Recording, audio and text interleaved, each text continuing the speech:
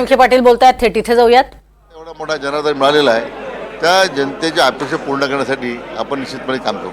एक मोठा विजय भाजपला मिळालाय. 132 आमदार तुमचे निवडून आले आहेत. आता कशा प्रकारे जोमाने काम कराल, नेमकं तुमचं पहिलं टार्गेट का असणार आहे सत्तेत आल्यावर? आता तो विजन डॉक्युमेंट तयार होईल आमचं. माननीय देवेंद्रजी आताच मुख्यमंत्रीपदी विराजमान झाल्यानंतर, परंतु जी आश्वासनं आम्ही दिलेली आहे, म्हणजे आमच्या लाडक्या बहिणी असतील, लाडके भाऊ असतील, तरुणांच्या बेरोजगारीचा प्रश्न सोडवण्याचा असेल, राज्याच्या मागासलेल्या भागाचा विकास करण्याचा मुद्दा असेल, किंबहुना समाजाचा प्रत्येक जो घटक आहे त्याला आश्वासित करण्याचं काम आपल्याला करावं लागणार आहे.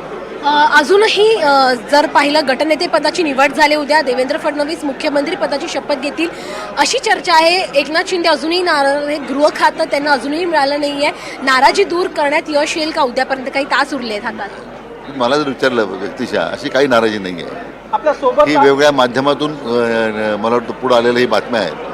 पण असं आहे की महायुती म्हणून आपण लढलो आहे, महायुती म्हणून त्यांचा सन्मान पक्षाने केलेला आहे आणि ते दिलदार मनाचे आहेत, मोठ्या मनाचे आहेत, त्यामुळं त्यांच्या मनात काही शंका आहे असं मला वाटत नाही. आपण पाहतोय की एकनाथ शिंदे यांच्या मनात काय अशी भावना राधाकृष्ण विखे पाटील यांनी व्यक्त केल्या आहेत आणि नुकतीच बैठक संपलेली आहे आणि विविध जे नेते आहेत भाजपचे ते बाहेर पडताना आपल्याला पाहायला मिळत आहेत.